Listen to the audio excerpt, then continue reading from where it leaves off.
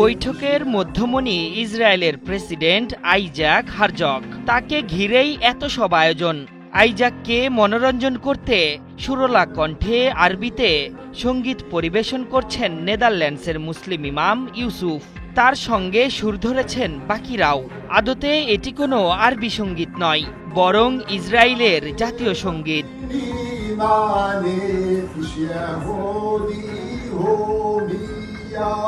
এটি আরবিতে রূপান্তর করে ইসরায়েলি প্রেসিডেন্টের মন জয় করার ব্যর্থ চেষ্টা করছে ইউরোপের ইমামদের এই প্রতিনিধি দল।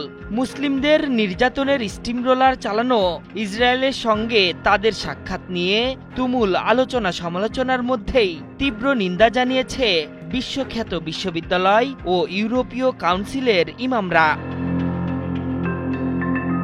ইসরায়েলে সফররত ইউরোপীয় ইমামদের তথাকথিত শান্তির বার্তা ইস্যুতে নিন্দা জ্ঞাপন করে এক বিবৃতি দিয়েছে মিশরের বিশ্বখ্যাত আল আজহার বিশ্ববিদ্যালয়। সেখানে বলা হয়েছে, এই ব্যক্তিরা সন্দেহজনক ও প্রতারণামূলক অজুহাতে দাবি করেছেন যে তাদের সফরের উদ্দেশ্য ছিল আন্তঃধর্মীয় সংলাপ ও সহাবস্থান নিশ্চিত করা, অথচ তারা চলমান গণহত্যা, নজিরবিহীন আগ্রাসন, হত্যাযজ্ঞ এবং গত ২০ মাস ধরে ফিলিস্তিনি জনগণের ওপর চলতে থাকা নিরবিচ্ছিন্ন নিধনযজ্ঞকে স্পষ্টভাবে উপেক্ষা করেছেন।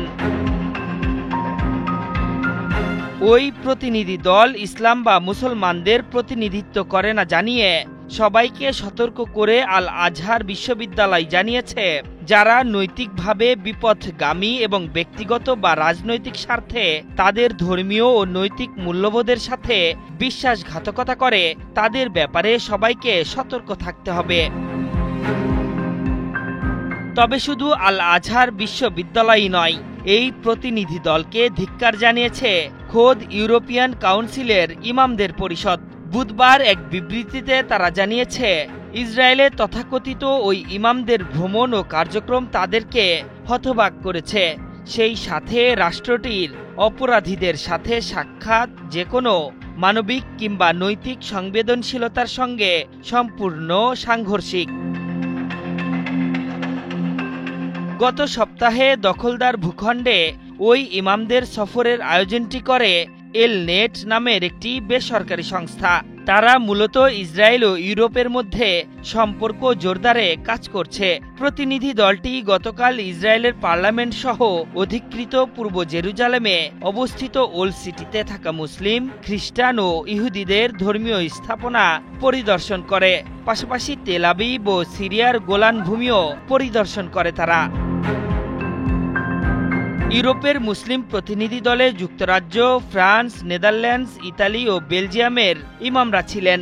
আর এই প্রতিনিধি দলের নেতৃত্বে রয়েছেন ফ্রান্সের বিতর্কিত ইমাম হাসেন চালগুমি। এই সফরে এসে কপাল পুড়েছে নেদারল্যান্ডসের আল কমারের বিলাল মসজিদের ইমাম ইউসুফ মসিবিহর।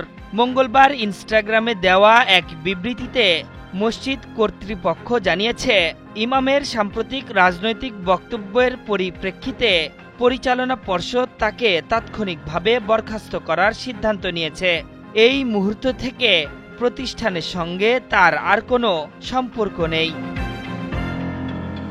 আশরাফুল ইসলাম, ৭১।